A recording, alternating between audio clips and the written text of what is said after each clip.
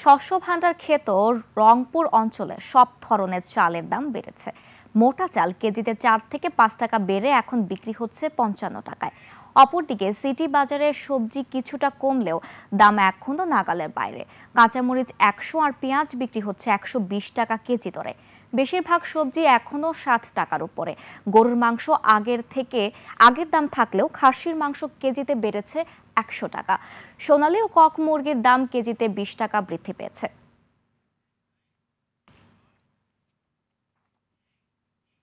নিত্যপণ্যের আরও খবর জানতে রংপুর সিটি বাজার থেকে যুক্ত হচ্ছেন প্রতিনিধি লিয়াকত আলী বাদল। আজকের বাজার দর নিয়ে আপনার কাছে আর কি তথ্য আছে, আমাদের বিস্তারিত জানাবেন।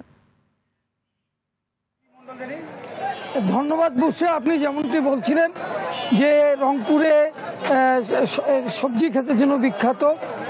রংপুরে এখন সব সবজির দাম বেড়েছে। আজকে আমি অবস্থান করছি রংপুর বিভাগের সবচেয়ে বড় সবজি পাইকারি বাজার সিটি বাজারে পাইকারি বাজারে আজকের যে অবস্থা সেটা হচ্ছে পেঁয়াজ পাইকারিটা বিক্রি হচ্ছে 100 টাকার উপরে কেজিতে। সব ধরনের সবজি দাম 60 টাকার নিচে কোনো সবজি নেই। ফুলকপির দাম একটু কমেছে, তারপরও 60 টাকা 70 টাকার নিচে বিক্রি হচ্ছে না।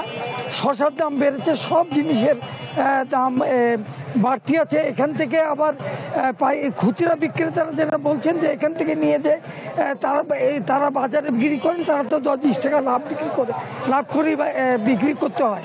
ফলে খুব পাইকারি বাজারই এখনো দাম কমে নাই। আর পেঁয়াজের দাম কেন এত বেশি সেটা ব্যবসায়ীদের কাছে এর কোনো সঠিক উত্তর তারা দেন না, ওনারা বলতে পারেন না কেন বাড়ছে। অন্যদিকে চালের দাম এখনও প্রতিদিনই বাড়ছে, কেজিতে 2 টাকা 3 টাকা 5 টাকা। মোটা চালের দাম এখন 6 টাকা কেজিতে বেড়েছে। মোটা কেজি চাল এখন 56 টাকা দরে বিক্রি হচ্ছে। এছাড়া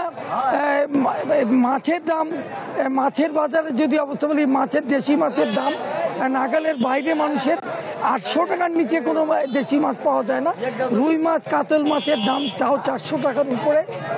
খাসির মাংসর দাম কেজিতে 100 টাকা বেড়েছে এবং গরুর মাংসর দাম আগের মতোই আছে। ডিমের দাম প্রতিটা 10 টাকার ডিম এখন 12 টাকায় বিক্রি হচ্ছে। মোট কথা সব কোনো জিনিসের দাম এখনো কমে নাই।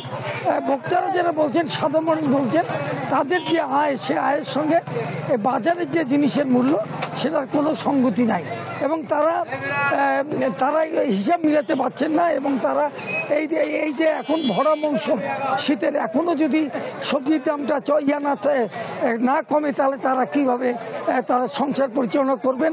এবং আরেকটা বিষয় তারা বলছেন সেটা হচ্ছে যে এ ব্যাপারে কোনো নজরদারি নাই প্রশাসনের, এবং প্রশাসনের তারা নজরদারি বাড়ানোর কথা বলেছেন।